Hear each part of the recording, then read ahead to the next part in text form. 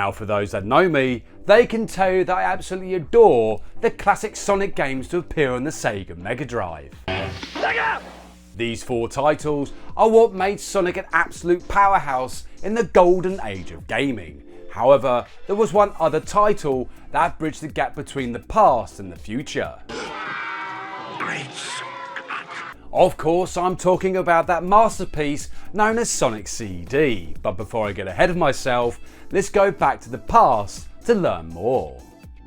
In the early 90s, the world of gaming was going through a period that some older gamers refer to as the Bit Wars. Gamers all around the world would argue with one another as to which console was better, the Super Nintendo or the Sega Mega Drive. Now on the one hand, the Super Nintendo had classic titles such as Super Mario World, Chrono Trigger and F-Zero to name a few. Nice. But on the other hand, the Sega Mega Drive has some absolute classics such as Streets of Rage, Echo the Dolphin and my personal favourite, Sonic the Hedgehog 2.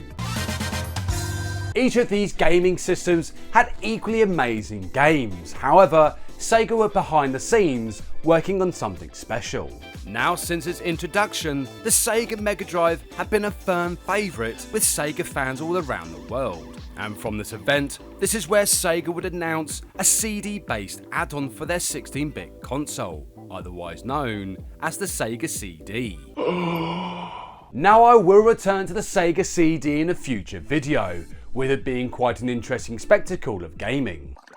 Indeed. However, on this add-on if you will, there were other games that stood out from among the rest. And of course, Sonic CD was no stranger to this illustrious list. Sonic CD was originally going to be an enhanced version of Sonic the Hedgehog 2, with extra stages, even more music, and advanced graphical wizardry. However, the 16-bit classic didn't quite impress Japanese gamers as much as it did over in the West. And from its shortcomings, Sonic 2 Extra would be reworked and renamed as Sonic CD. Now this does surprise me considering that Sonic has gone on to become a household name, especially in the world of video games. You're goddamn right.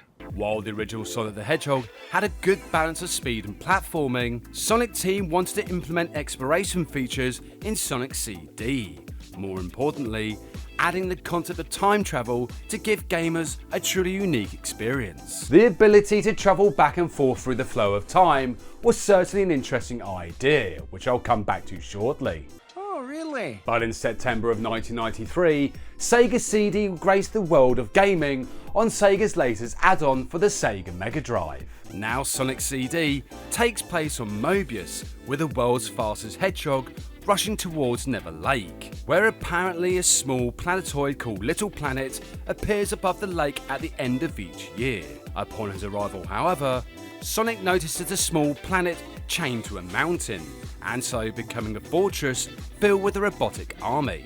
Immediately the blue blur concludes that the evil Dr. Robotnik is up to his old tricks again, and makes his way onto the ever-changing Little Planet. That intro is perhaps one of my favourites, and it does remind me of the Sonic the Hedgehog movie that came out in 1996. Maybe a topic for the cartoon guy. Excellent!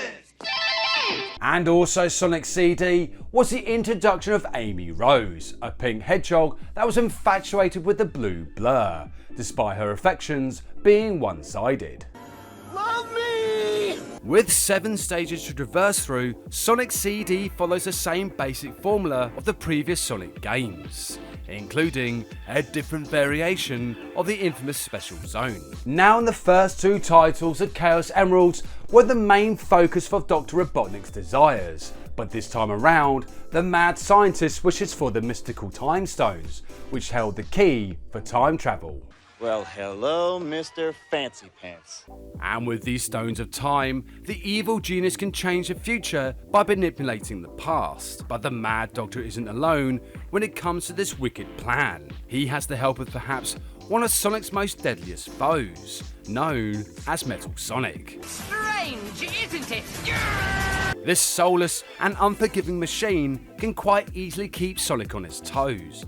possessing a hatred towards the blue blur, as well as being equipped with many technological advancements such as a jet engine and a laser cannon. Now, there have been other metallic versions of Sonic and his friends, but nothing on par with Metal Sonic. It's so bad.